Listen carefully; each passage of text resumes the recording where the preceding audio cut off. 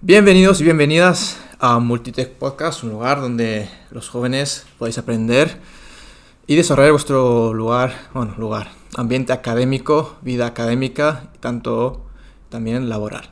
El caso es que aquí tenemos a un gran representante de la Universidad de Alicante, que, spoiler, es muy formal y además hace muy bien su trabajo. Entonces, presentándoos un poco, quiero deciros que esta persona es de IBI, por si los que nos ven pues son de ahí, nos podéis comentar también a los que es de IBI, porque en mi clase, que yo soy estudiante también de esta universidad, tengo mucha gente que es de IBI, muy guapos por cierto. Y bueno, por si no sabéis dónde está este pueblillo, está por aquí, por la comarca de Alicante. Y metiéndonos de lleno de quién es esta persona, Raúl Ruiz Callado. Es experto en sociología, ex decano de la Facultad de Económicas, ahora recién convertido en vicerrector de empleo. ¿De empleo y qué más era? Estudiantes, sí. De empleo y estudiantes, que por cierto, enhorabuena por ese puesto. Y bueno, pues bienvenido, Raúl. Muchas gracias, un placer, un gusto estar aquí contigo, Emil, con vosotros también acompañado. Bien, en este podcast queremos conocer en profundidad las personas que entrevistamos. Entonces, ya como pregunta inicial que te lanzo, así yendo al grano. Vemos que el puesto de vicerrector de empleo y estudiantes es un puesto que no todo el mundo puede llegar. Entonces, ¿qué te motivó a dedicarte a la educación, a la universidad pública, más en específico, ¿no? Y yendo más al grano, ¿cómo pudiste subir en la escala de organización? Porque vemos que a lo mejor no es tan fácil, o a lo mejor cuesta más, o hay personas que, por ejemplo, tengo estudiantes, amigos, que dicen, es que es difícil subir de la escala de una empresa, que no sé qué, que tienes que esforzarte mucho, no sé qué, no sé cuántos. Y trasladándolo ya más al mundo privado, ¿no? ¿Cómo ascender una empresa, que es una tarea más o menos tediosa, como me han dicho, me han trasladado los estudiantes. Ya sea siendo programador, profesor, ingeniero, lo que sea. En primer lugar, en mi caso, respondiendo a la primera pregunta que planteabas, siempre he procurado seguir la vocación. La docencia, la investigación, es algo que siempre me ha motivado, pero desde mi más temprana edad. El mundo de la docencia me ha gustado. Podía ser también como un sueño el hecho de dedicarme a la universidad, pero siempre me ha gustado y considero que he tenido habilidad para ello. Trabajar en la universidad pública pues era como un objetivo, pero es verdad que cuando te lo planteas como objetivo y cuando tienes claros los objetivos es más fácil alcanzar las metas. Pero es verdad que yo terminé mi formación universitaria, estuve trabajando fuera en un centro de promoción del empleo y también de promoción de la cultura emprendedora, dependiente de la administración autonómica, y luego posteriormente llegué aquí a la universidad, inicialmente como profesor asociado. También es cierto que tenemos que distinguir, por una parte he ido ostentando cargos de gestión desde el año 2008 y sí que es verdad que he ido cada vez asumiendo una mayor responsabilidad, pero por otra parte también está la carrera académica. Yo comencé como profesor asociado en el año 2002, posteriormente como profesor colaborador y a tiempo completo, y tras realizar una oposición, profesor contratado doctor, profesor titular y actualmente catedrático de universidad. Es decir, ha sido como dos carreras paralelas, es decir, por una parte la académica, la formal, y por otra parte también se me han ido encomendando labores de gestión que he ido desempeñando, pero sobre todo pensando en esa función pública. Somos trabajadores de una universidad pública y estamos al servicio de una institución y también de las personas, y particularmente de los estudiantes, que son los que dan razón de ser a una universidad como la nuestra. ¿Y por qué la pública y no la privada, por ejemplo? Yo estudié aquí en la Universidad de Alicante. He estudiado también en un instituto, el instituto de mi localidad, un instituto público. Ha sido la universidad que he tenido más cercana, es donde se me ha brindado la oportunidad de aprender, de crecer personalmente. Me he beneficiado de un sistema, de una accesibilidad al recurso, a la universidad, de un sistema de becas. Es decir, esta ha sido mi casa. Desde el primer momento en el que llegué como estudiante en 1995, comencé la licenciatura en su día de Sociología, pues realmente me sentí acompañado, me sentí realmente reforzado en lo que hacía y sobre todo ilusionado en ese camino de aprendizaje. Y posteriormente pues también esa experiencia fue una experiencia muy grata para mí y quise mantener el vínculo, aunque yo comencé a trabajar la semana siguiente a través de nuestro gabinete de iniciativas para el empleo, a través de unas prácticas, pero no quise desvincularme. Y he mantenido el vínculo desde entonces. Llegó el momento en el que se dio la opción de trabajar aquí a tiempo completo y realmente pues hasta ahora y muy muy satisfecho. Siempre reitero, estudiar aquí en la universidad, haber elegido la Universidad de Alicante pues ha sido una de las mejores decisiones de mi vida. ¿Cuál fue tu primer empleo? Mi primer empleo. Pues mi primer empleo... O sea, desde que te dijeron, tienes estas prácticas. Bueno, las prácticas no sé si yo considero empleo, porque bueno, al final vas aprendiendo, no son remuneradas. Ya una vez salida de esas prácticas, diciendo, vale, ya te abres al mundo, ya eres un licenciado de Sociología, ¿qué hago ahora? Que ese momento que te planteaste, vale, ¿qué hago ahora? Primer empleo. Cuando me planteas primer empleo me iba a remontar hasta incluso a un tiempo atrás, ¿no? Aquellos empleos que fui compatibilizando con mi formación cuando estudiaba en la universidad, hasta incluso antes de entrar en la universidad, de lo que he trabajado en verano, que también han sido grandes escuelas, han sido espacios de aprendizaje enorme. Pero bueno, mi primer empleo como sociólogo fue como técnico después de ese periodo de prácticas, de una beca de especialización profesional del entonces INPIVA, del Instituto de la Mediana y Pequeña Industria Valenciana, ahora IBACE. Fue como técnico superior en promoción del empleo y formación. O sea, que más o menos lo que hacías ahí se ha remontado a lo que haces tú más o menos ahora. Ha continuado, es decir, ha habido como una linealidad. Lo pienso también que mi primer encargo de gestión fue como coordinador, vicedecano adjunto de prácticas en empresas e instituciones. Es decir, que siempre ha estado muy relacionado con el empleo, con la promoción del empleo y también con la búsqueda de oportunidades también para jóvenes. Es lo que hacía antes y luego también aquí con la tutorización de prácticas, con acciones concretas para la empleabilidad. Es algo que es una línea de continuidad en la trayectoria. Me gusta cómo va esto. Pero el caso es que, si bien una preocupación es lo que hemos dicho, es cómo subir las escalas de las empresas y tal, creo que una preocupación más, y justo de lo que estás hablando, de la empleabilidad y tal, es el desempleo juvenil. No es de extrañar que aquí pues es más difícil que, digamos, Noruega o países nórdicos que tienen unas tasas de paro pues mucho menores, ¿no? Si un estudiante, pongamos a la camarógrafa, pongamos a mí, te viene con esta situación. Digo, no sé qué hacer, Raúl. ¿Debería hacer? ¿Quedarme? ¿Irme a otro país? ¿Qué hago? ¿Qué le dirías? Le diría, evidentemente... O sea, paso por paso, digamos así. ¿Qué es lo que le diría? Un manual. Primero, cuando un estudiante, y es algo que sucede habitualmente, te puede pedir consejos sobre estas cuestiones, le diría que hay que experimentar, hay que salir fuera, hay que tener experiencias que puedan ser enriquecedoras. Pero si cabe la posibilidad, que vuelva. Que vuelva porque la principal sangría económica que hay para un territorio es que su capital humano, sus jóvenes, se vayan fuera sin retorno, sin volver. Evidentemente hay que fomentar la internacionalización, hay que tener experiencias fuera formativas y laborales, pero que puedan servir para impulsar el empleo, iniciativas empresariales en el propio territorio. Le diría que se vaya, pero que por otra parte también que vuelva, si cabe esa posibilidad. Y sobre todo que sea perseverante, que no decaiga ante todas las piedras que se va a encontrar en el camino y que con pasión, con vocación, se puede conseguir absolutamente todo y también se puede poco a poco ir mejorando las condiciones laborales con pasión, con vocación y con también paciencia, mucha paciencia. Sí. La vida es tiempo, ¿no? Es tiempo y ese tiempo tenemos que también gestionarlo, dosificarlo y hay que tener también perseverancia, hay que tener paciencia y que todo cuesta, pero que también en ese esfuerzo en lo que cuesta conseguir las cosas se va aprendiendo.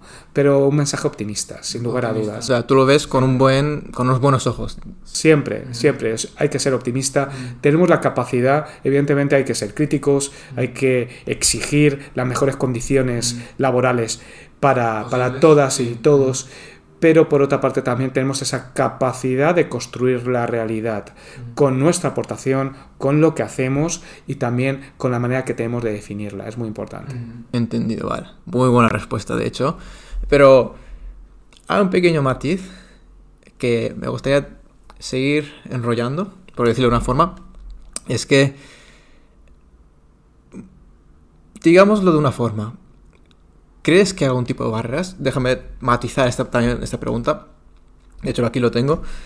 Ya sea por desigualdades, por razones de nacimiento o por ingreso medio de cada zona, ¿no?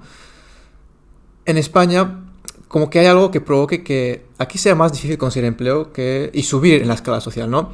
En este contexto estuve aprendiendo una clase de economía mundial y nos indicaron un índice llamado el de movilidad social. No sé si lo conoces. Sí. Claro que básicamente, para los que no sepan, mide qué tan fácil es subir de escala social dependiendo de los países, ¿no? Y España está en el puesto 28 sobre 82 países. Que en principio no parece tan malo, pero claro, la tabla lo dirán los países nórdicos. ¿Cómo no? Creo que los países nórdicos, sinceramente, son como el punto que podemos llegar, y creo que si llegamos podemos hacer de España un gran lugar, ¿no?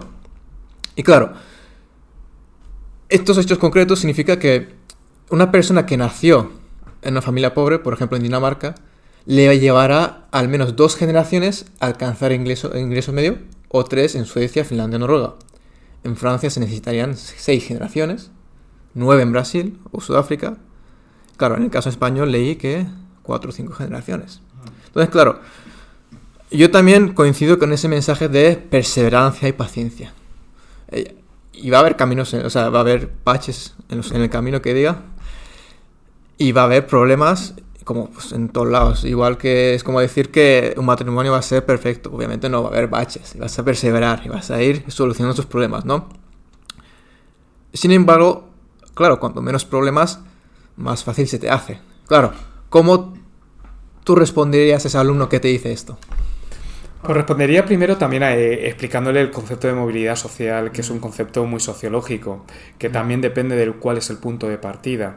También tenemos que entender que la movilidad social se ha producido en nuestro país en las últimas décadas, porque ha habido un proceso de crecimiento, de desarrollo, donde nuestros padres en mi generación, yo tengo 47 años, por la generación de mis padres, igualar o mejorar el estándar de calidad de vida de sus hogares familiares, de los hogares de origen, pues relativamente era más sencillo que lo que pueda resultar ahora. ¿Sí? O sea, dices que era más fácil en esos tiempos que ahora. En esos tiempos porque, claro, el punto de partida era un punto de partida muy bajo.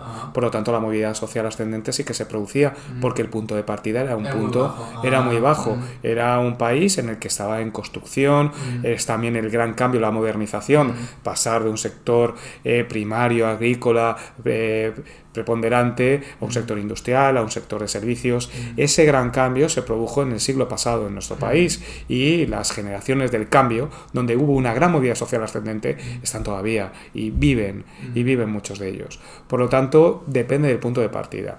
¿Qué nos encontramos ahora? Nos encontramos ahora también con otras circunstancias sociológicas completamente distintas.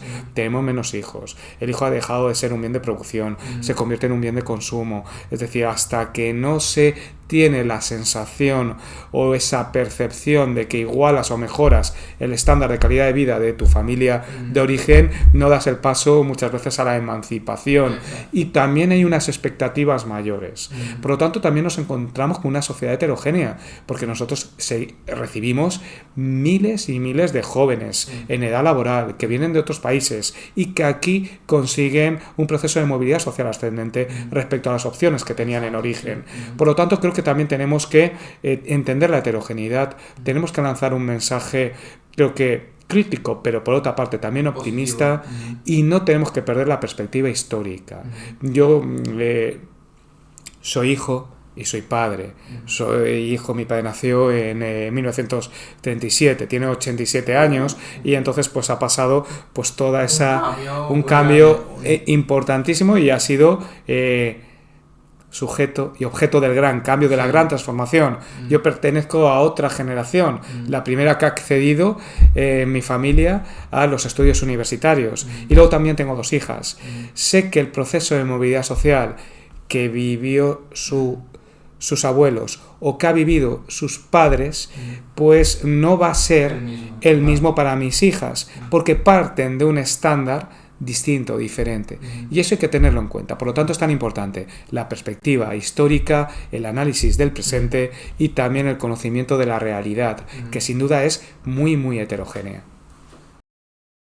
Cambiamos tópico, a otro lado. Habilidades, sociología, que es tu punto más fuerte, tu punto más ágil, tu vocación, por decirlo de alguna forma, ¿no? Entonces, aquí nos gusta ir mucho al grano. Habilidad número 1 que crees que puede elevar al siguiente nivel tu vida laboral o académica. En una palabra. ¿Una palabra? Una palabra, sí. Que puede, vamos. Constancia. Constancia. Constancia. Vale. Desarrollemos un poco. Constancia, creo que es muy importante. Relacionado también con la perseverancia, la constancia.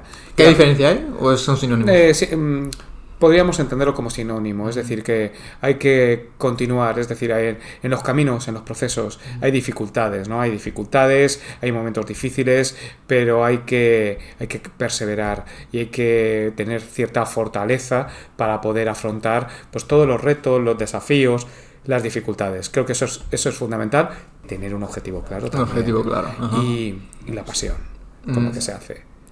Bueno, ahí podemos irnos por varias ramas, ¿no? Pero claro, tú me dices a mí, tienes que ser constante y paciente. Pero hay veces que hay que parar, ¿no? Hay veces que dices, vale, esto no es correcto. O a lo mejor, vale, esto no va a funcionar. ¿Cuándo sabes que vale? O sea, por ejemplo, el mundo de los negocios. Hay veces que no funciona. Por mucho que seas constante, perseverante. Y esto, pues, cualquier empresario que nos vea te lo va a decir. No es tan fácil como ir perseverando. A lo mejor el mundo laboral o el académico, pues, tienes esa seguridad de que tienes un sueldo y tal. Pero el mundo empresarial, ya enfocándonos un poco ahí, claro, no es solo perseverancia, constancia. A lo mejor creo que también es... O sea, nos venden mucho... Esto ya, opinión personal mía. Nos venden mucho el trabajo duro. Pero creo que es también el trabajo inteligente, ¿no? No es lo mismo picar con una pala que picar con un pilo o un pico, que diga. O sea, necesitas picar con un pico y luego ya ser constante, porque si picas con una pala, pues por muy constante que seas, pues no tiene mucho sentido, ¿no? Así es. Pero es verdad que llega un momento en el que se puede perseverar, pero que también hay que identificar el momento en el que el camino no es el adecuado. Y entonces hay que decir, bueno, ¿qué estrategia tengo que adoptar? ¿Continúo o realmente tengo que dar un volantazo, tengo que girar? Pero que no cambiemos de objetivo de una manera prematura. Vale, sí. Que es de hecho lo que está pasando ahora. Que también estamos en un momento en el que el cortoplacismo prima, en el que queremos todo de manera instantánea y que todo cuesta y que los grandes objetivos y los caminos que realmente merecen la pena, pues normalmente son aquellos que tienen más vericuetos. Por lo tanto, tenemos que tenerlo en cuenta, de que nada se hace de manera inmediata y de que para todo se requiere constancia, paciencia, perseverancia. Hay que tenerlo en cuenta, pero cuando nos encontremos en una puerta completamente clausurada, pues habrá que girar. Pero intentémoslo. Y si está cerrada, piquemos la puerta. Insistamos un poco. Y cuando veamos ya que no, pues tengamos la capacidad de que no ocurre nada.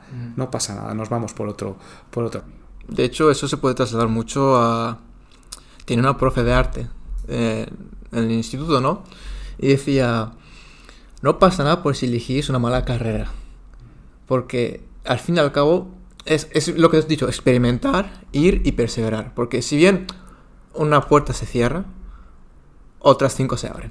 Así es.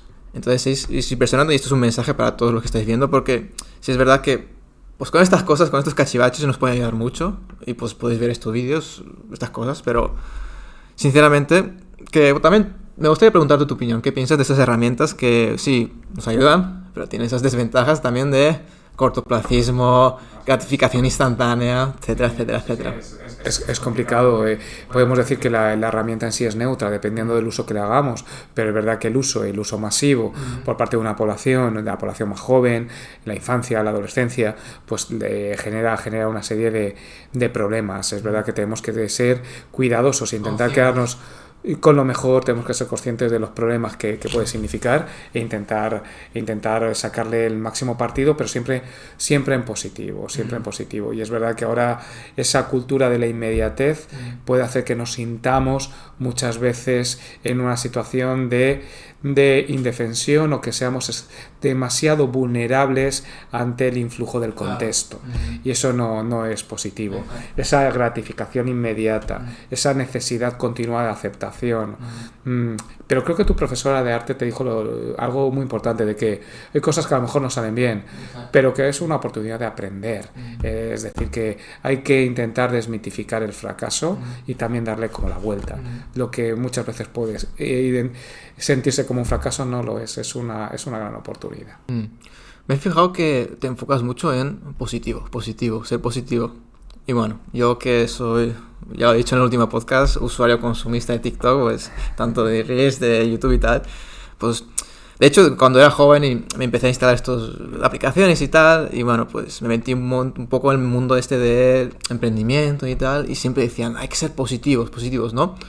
Pero ya creciendo un poco, digo, es que de verdad vale la pena ser tan positivo. Entonces, mi pregunta es, desde tu punto de vista sociológico, ¿cómo influye eso de ser positivo? ¿Realmente ayuda o simplemente es mental todo? Yo te puedo decir desde un punto de vista sociológico y desde un punto de vista también personal. Yo creo que, como antes también te comentaba, que tenemos la capacidad de definir la realidad, y que el hecho de tenemos que ser también realistas, tenemos que ser objetivos. Es decir, no podemos decir que el mundo es feliz, es jauja, porque hay muchos problemas. Hay muchos problemas y la vida no es sencilla para absolutamente nadie. Pero creo que una actitud resiliente, intentando obtener aprendizaje de todo aquello que nos sucede, yo creo que nos conviene. Que nos conviene desde un punto de vista también egoísta de supervivencia, ¿no? Y de supervivencia y también de desarrollo futuro. Por lo tanto, es verdad que no podemos caer en la falacia de que todo es bueno, todo es positivo, sino que también tenemos que ser realistas, tenemos que identificar lo negativo, pero tenemos... Que nos afecta, ¿no? Sí, que nos afecte mucho, y tenemos que creer sobre todo también en nosotros mismos, desde un punto de vista consciente y también realista. No valemos para todo, pero tenemos talento. Yo en el aula descubro talento siempre. No todos servimos para lo mismo, pero sí que tenemos la capacidad de que todos podemos aportar algo. Identifiquémoslo y a partir de ahí intentemos proyectarnos en ese ámbito, en ese aspecto, y en lo que seamos buenos, potenciémoslo y vayamos ganando confianza. Me percibo también en el aula, y es verdad que en estos últimos años he impartido menos docencia, pero percibo esa inseguridad. Percibo inseguridad, y creo que también es importante desde una institución como la nuestra ese acompañamiento, porque hay que desarrollar habilidades. Los jóvenes tienen que ir adquiriendo seguridad, porque al fin y al cabo yo estoy hoy aquí, pero llegará un momento en la vida, es fugaz, pasa muy rápido. Es verdad que ahora mismo pues sí, soy joven, soy el vicerrector más joven, pero en un espacio de tiempo relativamente corto, pues ya llegará un momento en el que ya no estaré en activo. Entonces ya jubilado. Entonces vendrán otras generaciones, y esas generaciones tendrán que tomar decisiones, tendrán que ostentar cargos en los que hay que decidir cosas, y tienen que tener confianza. También es verdad que vivimos en un entorno de sobreprotección de nuestros jóvenes. Exacto, sí. Y como vivimos en un entorno de sobreprotección, hay veces que muchos carecen de esa habilidad, pero porque a lo mejor nos han puesto a prueba. Y en la vida hay que ponerse a prueba. Hay que ponerse a prueba, pero sabiendo que te pones a prueba y que a lo mejor fracasas, o que a lo mejor descubres algo que no es positivo en ti, o descubres todas tus deficiencias o dificultades, pero que eso no sea más que un acicate para continuar. Hablando de los jóvenes, sí es verdad que, bueno, también sobre protección, pero, y también enlazándolo como con el primer punto que habías dicho de que ahora son más usuarios consumistas y que antes eran usuarios que aportaban, si no me equivoco. ¿Cómo lo has dicho? Sí, cuando hablábamos del hijo como bien de producción. Y eso, hijo como bien de producción. O el hijo como bien de consumo. De consumo, exacto. Sí. Y claro, esto lo has dicho perfectamente porque es literalmente lo que está pasando. Ahora es más el hijo que hasta los 20, 30, incluso 40 años que sigue consumiendo de sus padres y tal. No los culpo, pues cada uno tiene su propia vida, sus propias decisiones y tal. Lo que sí me preocupa es la juventud, de mi edad, de nuestra edad, de lo que es la universidad, hasta que la terminas, incluso máster. Veo incapacidad, veo inseguridad, lo que has dicho tú. Veo que, o sea, le tengo miedo al futuro de que, de cierta forma, incluso no solo el hecho de que, bueno, estudios, porque estudios, todo el mundo está estudiando lo que puede, haciendo lo que puede, sino incluso una pérdida de valores. Y creo que esos valores es lo que nos hacían perseverantes, pacientes. ¿Cómo ves tú el futuro? Desde el punto de vista de los jóvenes, que bueno, como he dicho, esto es un punto más negativo. O sea, no quiero decir que todo... La juventud tiene mucho talento. Y como todo, podemos quedarnos con la parte positiva o con la parte negativa. Yo tengo que decir que por mi experiencia que descubro talento y que por otra parte también haya determinadas cuestiones que se valora desde mi generación respecto a los jóvenes, donde también hay una brecha y un conflicto intergeneracional. Entonces creo que también han cambiado los códigos de comunicación, incluso los canales de comunicación, han cambiado determinados hábitos, usos, costumbres, y eso tenemos que ser muy conscientes aquellos que por nuestra profesión nos dedicamos a trabajar con la gente joven. Es decir, casi siempre ha habido como una cierta actitud paternalista, críticas que los jóvenes de hoy en día no es como antes, pero es que esto es un discurso que se va repitiendo. Aquellos que hemos trabajado temas de cambio social dentro de mi ámbito de especialidad, lo vemos, y lo vemos en estudios sociológicos, lo vemos en documentos gráficos de hace 30 y 40 años. Es que los jóvenes de ahora no son como antes. Hay un proceso de cambio, pero hay unas necesidades comunes, hay unas inquietudes comunes. Es verdad que el contexto cambia, pero son fruto de un contexto. Por lo tanto, ¿no te preocupa? No me preocupa especialmente. No me preocupa especialmente porque creo que también es muy importante el concepto de la confianza. Y confío. Confío en los estudiantes. Confío en la generación de mis hijas. Confío. No queda otra. Creo que también es ese pacto intergeneracional. Hay que confiar en los que vienen detrás. ¿Por qué? Porque es la continuidad y porque por otra parte también es el legado que dejamos. Y para quienes también hemos podido ser modelo, intentemos ser modelos edificantes para los que vienen después, teniendo en cuenta de que esto es una rueda que no para nunca. Vale, perfecto. Eres sociólogo. Y si eres sociólogo, te vamos a inflar aquí a preguntas. Entonces, ¿tú qué crees cómo influye lo que es la sociología en el mundo laboral y académico? La sociología te permite, es el análisis de los grupos sociales. La sociología es tremendamente útil porque te permite hacer el mapa. Y por otra parte también te da teorías para entender el comportamiento del individuo en grupo. Entonces, en ese sentido es tremendamente útil. La sociología es una disciplina... ¿Una herramienta puede ser? Con herramientas de investigación social sobre los grupos humanos. Por lo tanto, tiene un potencial tremendo, muy muy útil. Es muy útil no únicamente para el desarrollo profesional en el ámbito de la empresa, en el ámbito de la administración, en el ámbito del tercer sector. La sociología es importante para la vida, porque te ayuda a entender cuáles son los mecanismos del comportamiento del ser humano en sociedad. Bueno, eso me ha gustado, lo de mecanismos de comportamiento de la sociedad. ¿Qué pasa con el mecanismo de comportamiento del individuo? Te pongo ejemplo. Esto, caso real, Es lo que yo he visto mucho, ¿no? Y todos, seguramente los que estáis viendo, todo lo que estoy diciendo son casos reales para que se proyecte y si lo aprendáis, ¿no? De cierta manera, de esas experiencias para que a lo mejor no cometáis los mismos errores y aprendáis lo máximo posible. Entonces, yo, por si no lo sabéis, curso un grado de informática. Lo que pasa es que aquí tengo la sensación de que los grupos de la rama de puras informáticas suelen estar más focalizados en estudiar, en lo que es pues, programar y tal, que el hecho de socializar, cuidar ese capital humano de pues lo que todo el ámbito sociológico, ¿no? Como que van más cerrados en ese ámbito, ¿no? Y respecto a este tema, claro, ¿cómo los ves tú?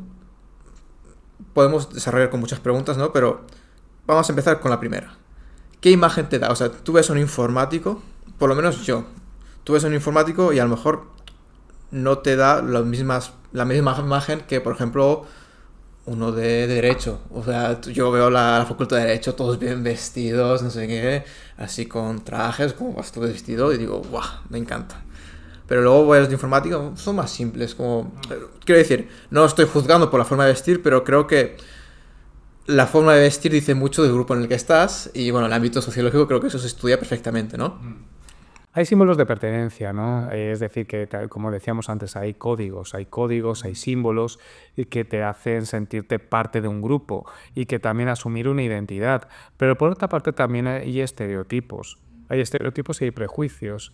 Los informáticos son de una manera... ¿Qué es un estereotipo? Un estereotipo es una visión a priori de la realidad que, sin conocerla realmente, es un juicio a priorístico, no científico. Yo te conozco a ti, me dices que eres estudiante de informática y pienso, bueno, pues Emil tiene que ser una persona rara, una persona que no da, como tú decías, que a lo mejor no le da importancia a la manera de vestir, a la apariencia.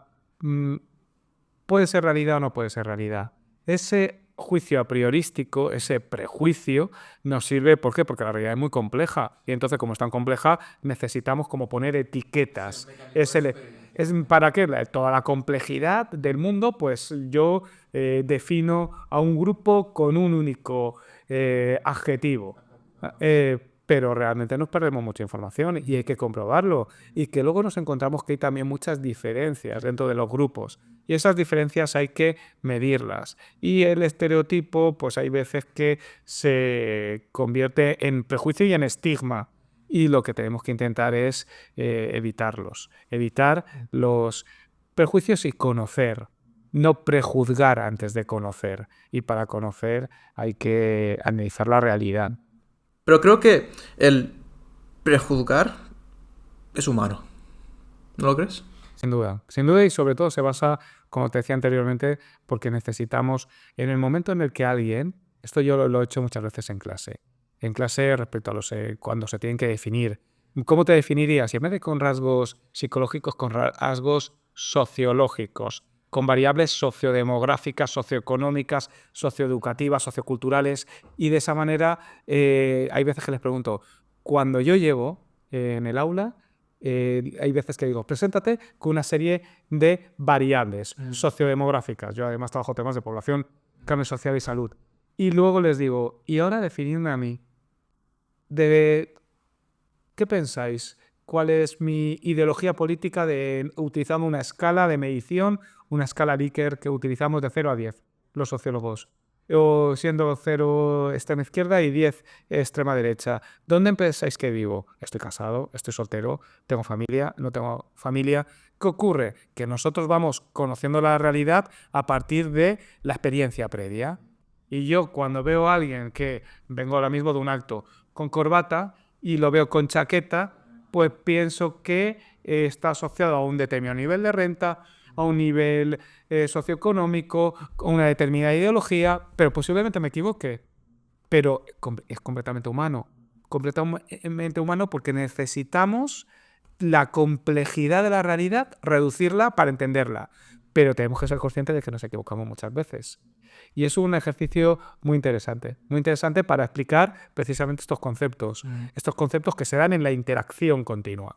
¿Por qué? Porque el hecho de que alguien sea español, ¿qué puede significar? Que me gusten unas cosas, otras. España es muy compleja. Yo te conozco a ti y conozco a ti con tu apellido, tu origen. Ya me puedo hacer una composición de lugar, pero esa composición de lugar puede ser que acierte o que no acierte. Pero sobre todo tengo que tener la conciencia de que es falsa hasta que no conozco a esa persona o ese grupo. Y por eso es importante la ciencia. Y las ciencias sociales y el desarrollo de herramientas, de técnicas de investigación social que nos permitan conocer la realidad. Entonces, claro, con esos prejuicios podemos jugar. Podemos jugar muchísimo. O sea, yo, por ejemplo, a mí me puede interesar presentarme. Esto es, pues, o sea, el día a día. Yo me presento con corbata y con bien vestido para que dé una buena imagen, ¿no? Para que esa primera, ¿cómo se llamaba? Primera impresión, pues que sea bueno, ¿no? Claro, enlazando esto con el sector informático, que a lo mejor pues no se visten como con corbata y tal. Claro, ¿tú crees que teniendo estos conocimientos sociológicos, esa forma de saber cómo funciona el humano, ganarían más dinero? ¿Por qué pregunto esto? Porque el sector informática es donde más se hace dinero junto a la banca. Claro, lo que es el oro de la informática es el puro trabajo, porque la informática realmente es puro trabajo, teclear, y realmente haces mucho dinero ahí porque es complejo y de esa complejidad se saca el valor, ¿no? ¿Qué pasa? Por ejemplo, en banca yo no estoy metido, yo hablo desde mi perspectiva, a lo mejor estoy equivocado, pero en la banca es tratar con personas, es saber vender la moto. Claro, si juntamos, esto lo estuve pensando, reflexionando, si juntamos al informático y le metemos una capa de saber negociar, de saber lidiar con personas, con su jefe, con sus compañeros, subir la escala social, etcétera, ¿no crees que podemos hacer que esa persona que gana, pues, no sé, 3.000, 2.000 euros, su rango salarial se dispare? Hay habilidades, hay competencias que también se aprenden y que vienen muy bien para todos los sectores. Porque en definitiva, en el trabajo hoy en día, uno tiene que saber vender lo que hace, sus proyectos. Hay que tener capacidad de convencer. Hay que tener esa capacidad de seducir a ese cliente y de convencerle, basándote en tener un buen producto y que realmente no puedes engañar. Pero ese tipo de habilidades hay que desarrollarlas independientemente de cuál sea tu nivel tu nivel de estudios o tu especialización en cuanto a la formación. Y para eso tenemos nosotros un centro de empleo en la universidad, tenemos una gran cantidad de actividades que dependen de nuestro vicerrectorado que precisamente van destinadas a todos los sectores. Porque hay cuestiones que sirven para absolutamente todos. Pronto hablaremos de esas actividades y eventos, que tengo también magníficas preguntas, pero no nos adelantemos. Volviendo al tema de habilidades, claro. ¿En qué punto, pongamos mi ejemplo y así no digo a nadie, no digo nombres, en qué punto me interesa más sacrificar un poco de tiempo en cuidar y crear nuevos contactos, esas habilidades sociológicas, en vez de dedicarme tanto al aprendizaje de lo que es mi enfoque, mi objetivo, ¿no? O sea, como que hay un costo de oportunidad, ¿no? Yeah. ¿Cuál es el punto ideal? Hay que hacerlo todo. Es decir, hay que hacerlo todo porque a medida que vas aprendiendo, aprendes en clase y estableces, ahí tienes una red de contactos. Lo que no hay que hacer nunca es minusvalorar los contactos. Hay que cuidar las relaciones. Hay que mimar las relaciones con otras personas, con los compañeros, porque son recursos. Son personas que te van a aportar, te pueden aportar bienestar, te van a aportar integración en el grupo. Y por otra parte también es bueno para el empleo. Cuidar las relaciones interpersonales es básico. Tenemos que trabajar en equipos y tenemos que aprender de los otros. Somos gregarios por naturaleza, necesitamos ¿Qué significa gregario? que vivimos en grupo y que desarrollamos nuestra vida en grupo. Es también otro principio otro concepto de la sociología. Por lo tanto, hay que cuidarlo, hay que mimar las relaciones interpersonales y hay que intentar establecer vínculos. Casi siempre se ha hablado de los vínculos fuertes, ¿no? La relación paterno-filial con los padres, con la pareja, con los amigos más íntimos. Pero luego también hay otra serie, no te voy a hablar de autores ni de teorías, pero hay otra serie de vínculos importantes que a lo mejor no son tan estrechos, pero que nos permite llegar a muchos más sitios. Y también eso es como una especie de polinización para poder llegar a un momento dado, alguien que en un momento dado te dé una información, que te dé un impulso, que te ayude. Y eso son con relaciones que a lo mejor no son tan fuertes, pero que en un momento dado te pueden servir sin necesidad de que sea de tu núcleo principal. El núcleo principal hay que cuidarlo mucho, evidentemente, porque es algo que nos sustenta, pero también hay que cuidar ese otro tipo de relaciones. Es decir, bueno, pues yo sé que está Emil en Multitech, Emil sabe que está Raúl en el Vicerrectorado de Estudiantes y Empleo, y que en un momento dado pues puedo preguntarle o puede resolver una duda que yo tengo o puedes facilitarme un contacto, y eso no hay que minusvalorarlo nunca. El poder de la red interpersonal, el poder de las personas, de las relaciones, el capital social, los contactos, la agenda que tenemos cada uno en nuestro teléfono móvil. Hay que cuidarla y tiene que ir creciendo. Tiene que ir creciendo. De hecho, red social por excelencia de este tema, LinkedIn. LinkedIn, de hecho, justo lo que estabas hablando, ¿no? Ese proceso de polinización lo hace muy bien, porque cada vez que conectas con alguien, porque no te deja conectar con cualquier persona, tienes que seguir a alguien y esa persona tiene que conocer a ese contacto para que tú le puedas mandar esa solicitud. Es un ejemplo claro de cómo funciona, como has dicho que funciona lo que es el ser humano, ¿no? Polinización pura. Claro, hablabas de grupos, hablabas de que el ser humano vive en grupos, ¿no? Que necesitamos cuidar nuestros contactos. Pero viendo noticias, de hecho aquí, no sé si fue en Diario La Información, aquí en el Cante, el ratio de soledad es enorme, es abrumador. Lo he leído en muchos lugares. ¿Qué les pasa? ¿Qué pasa? ¿Por qué es así? La soledad es un problema cuando no es deseada, porque también hay muchas personas que desean estar solas. Pero es verdad que... De hecho, eso se llama solitud, si no me equivoco, porque hay como... Estuve viendo internet tal, como que se diferencia, ¿no? Los dos conceptos. El problema es la soledad no deseada y cada día somos más longevos. Nuestros hogares están constituidos por menos personas y tenemos una mayor probabilidad de estar solos y de estar solos sin haberlo deseado. Eso sí que puede ser un problema. Es un problema que supone muchos retos y desafíos para nuestro estado de bienestar, para la prestación de servicios, los servicios sociales también. La soledad no es un problema. El problema es cuando no está deseado, pero se convierte en una pandemia en las sociedades avanzadas, en sociedades también envejecidas, porque la soledad afecta posiblemente a los mayores, a los más mayores, en un momento de incremento de la esperanza de vida y de la longevidad. Por lo tanto, no es que sea negativa, pero parto de que necesitamos a los demás. No somos autosuficientes. No somos autosuficientes. Estamos en una sociedad donde impera cada día más el individualismo, pero creo que hay que reivindicar lo colectivo, hay que reivindicar el grupo, hay que reivindicar lo de todos y hay que reivindicar la comunidad de afectos, las comunidades de aprendizaje, las comunidades laborales. No somos nadie sin nuestro grupo. Yo no estaría hoy aquí si no hubiese sido por un grupo, por personas que de manera solidaria, con relaciones de reciprocidad, yo te aporto, tú me aportas, es la manera que tenemos para avanzar. Yo no sería nadie sin el equipo que tengo actualmente en el vicerrectorado, el equipo de la Secretaría del Vicerrectorado, de los directores de secretariado. No podemos hacer nada solos. Necesitamos a los demás, necesitamos ese apoyo, ese impulso, ese acompañamiento para conseguir objetivos y también para tener bienestar en nuestra vida. Por lo tanto, la soledad sí es deseo, pero yo personalmente no llevo bien la soledad. A mí me gusta estar acompañado y, por supuesto, bien acompañado. Exacto. Lo más importante en la vida es saberse acompañar bien. Creo que eso es algo fundamental.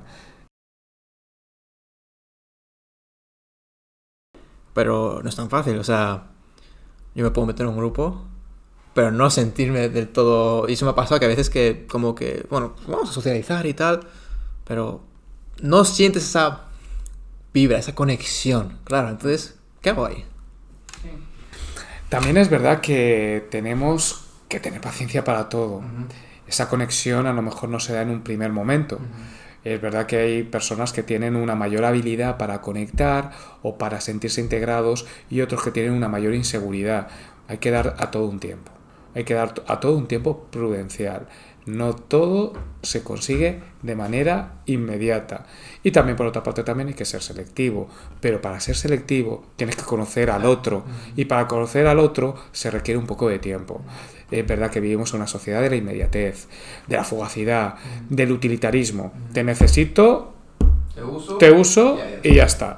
Pero las cosas tienen que ser un poquito más a fuego lento. Yo creo que los mejores platos se cocinan a fuego lento, las mejores amistades y las mejores relaciones también es así. Por lo tanto, démonos tiempo. La vida es tiempo. Entonces tenemos que también saber medirlo, tenemos que saber también destinarlo a qué, priorizar su uso. Y bueno, es porque es limitado, el problema es que es limitado, sí, desgraciadamente. Sí, en cualquier momento se nos acaba y adiós, muy buenas. Vale, cambiamos a un tópico, bueno, hemos hablado de sociología, de estudiantes, informáticos, cómo afecta la sociología, ¿no?, al ser humano, estudiantes, etcétera, estar solos, cómo manejar esa soledad. Hablemos de más tu faceta laboral, la universidad. Estamos, bueno, al fin y al cabo somos Multitech, una asociación de estudiantes de la universidad. Y claro, opinión personal mía, creo que una de las mejores decisiones que puedes tomar es aprovechar al máximo la estancia durante esos 4, 5, 6 años, depende ya de la carrera. Y claro, pues sin embargo cada persona tiene pues diferentes conceptos de aprovechar. Para unos es ir de fiesta, otros es conocer el amor de su vida. Para otros es, no sé, hacer podcast. Y claro, no digo que un enfoque esté mal o bien. Pero claro, de hecho tenemos varias personas, vamos a traer varias personas de diferentes ámbitos para que nos den también consejos, ¿no? Para que lo que es aprovechar la universidad, ¿no? Pero el enfoque que nos concierne hoy es el didáctico, ¿no? Más que nada por tu faceta de vicerrector. Entonces, pregunta interesante, que siempre me he planteado porque siempre he querido como un manual, ¿no?, para seguir, porque nadie me dijo qué hacer en la universidad. Claro, me siento un poco perdido y tengo que buscarme la vida. Que eso en parte es bueno porque me ha ayudado a, vale, tengo que yo arreglármelas yo mismo.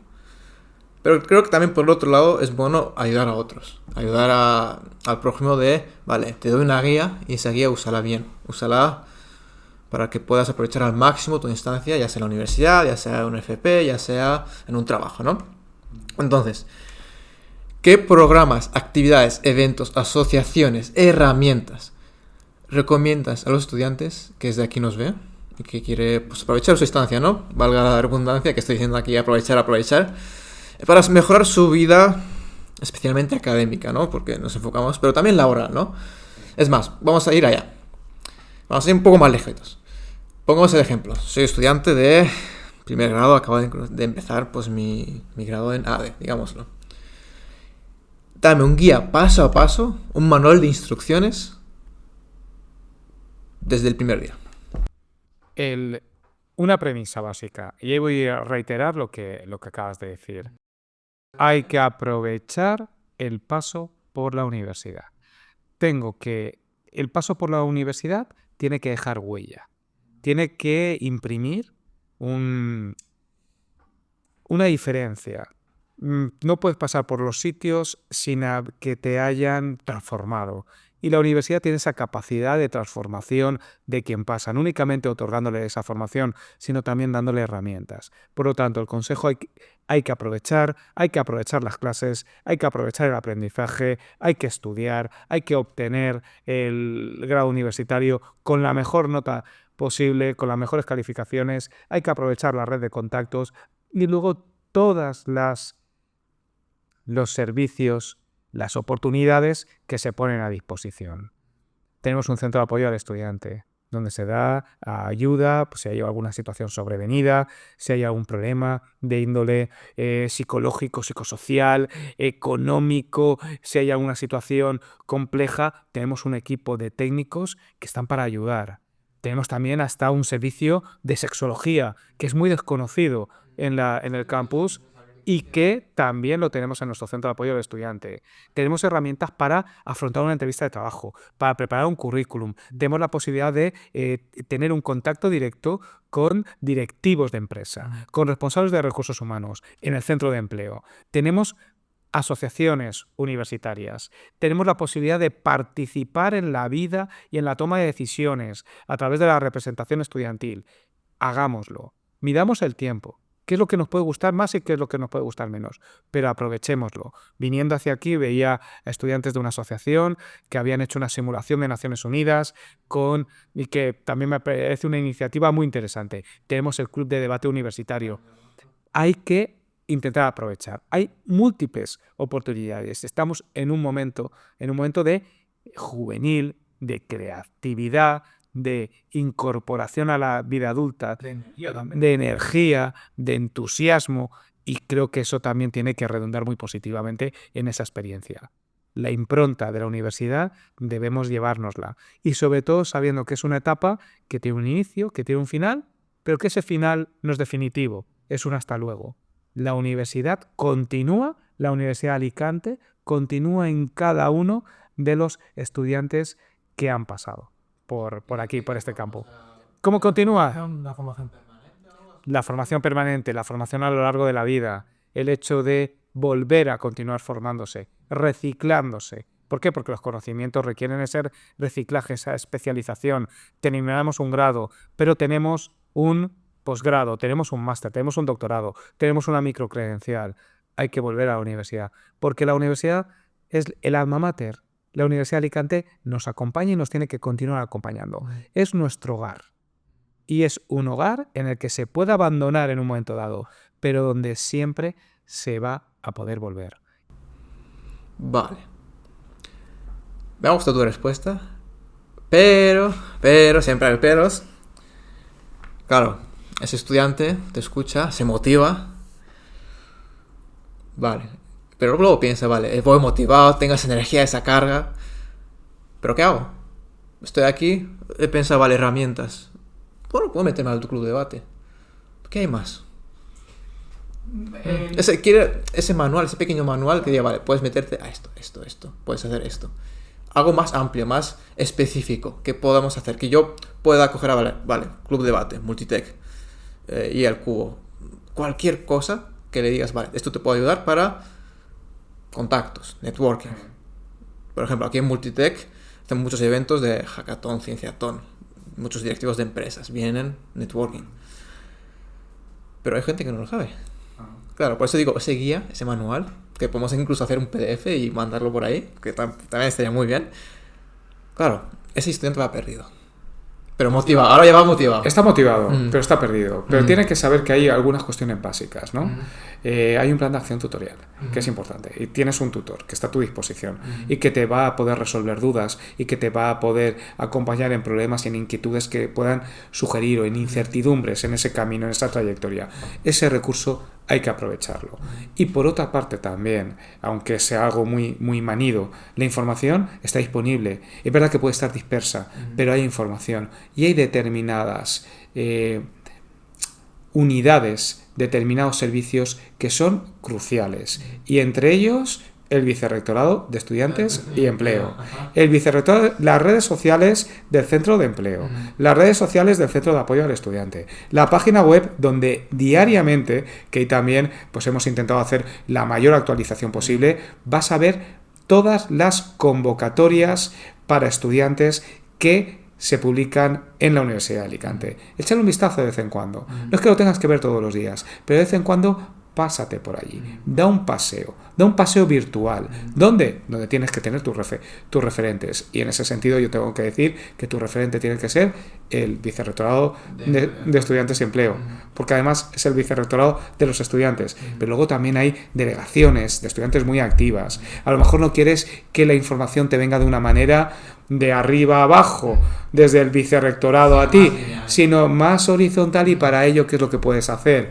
Pues el contacto con la delegación de estudiantes, con el consejo de estudiantes de la universidad, que hace una gran cantidad de actividades. Es decir, intenta tener esa información. De vez en cuando, date un paseo por ahí y mira lo que hay. Cuando tengas tiempo, cuando tengas disponibilidad, actividades culturales, que tenemos una programación excelente. También es importante el tema de las prácticas, el tema de la internacionalización, de la movilidad. Es decir, son algunos aspectos básicos que te pueden ir orientando y que luego también tu gusto, tu preferencia va a hacer que te detengas más o menos. Esto es como un paseo, ¿no? Esto es un camino. Y en ese gran paseo por la amplia avenida de la Universidad de Alicante, pues vas viendo distintos escaparates. Y te fijas en uno más dependiendo de tu inquietud y dependiendo también de lo vistoso que sea lo que se te ofrece. Nuestra obligación, que sea vistoso, que lo tengas a mano, que te cruces con lo que tienes con lo que te estamos ofreciendo, pero luego también depende un poco de ti, de la inquietud, del interés. Exacto, es más el hecho de que tú también pongas de tu parte, ¿no? No te nada aquí el plato hecho ya, ¿no? O sea, pero sí, pues con esto vamos acabando ya, despedimos el podcast, esperemos vernos en un segundo, tercero o cuarto episodio, porque aquí hay muchas ramas de las que salirse, pero bueno, gracias a Raúl por tus magníficos consejos para ayudar a esos estudiantes que van perdidos un poco, que lo más importante que hayas aprendido algo y que toméis algo de valor, ¿no? Y bueno, gracias a ti, oyente, por estar aquí, porque tú eres el que nos da esta audiencia, esta magnífica, pues, ese porqué, ¿no? De lo que estamos haciendo aquí. Así que voy a ser pesado con esto, pero por favor, compartid el video, queremos hacernos grandes, queremos hacer que de esta universidad, pues, se consiga mucho, ¿no? Estamos hablando de la universidad pública, ese gran talento que hay aquí escondido, queremos fomentarlo, ¿no? Entonces, por último, agradeceros también a la camarógrafa que está aquí sentada con nosotros, aunque no está en cámara. Y bueno, yo me llamo Emil y esto es Multitech Podcast. Muchas gracias.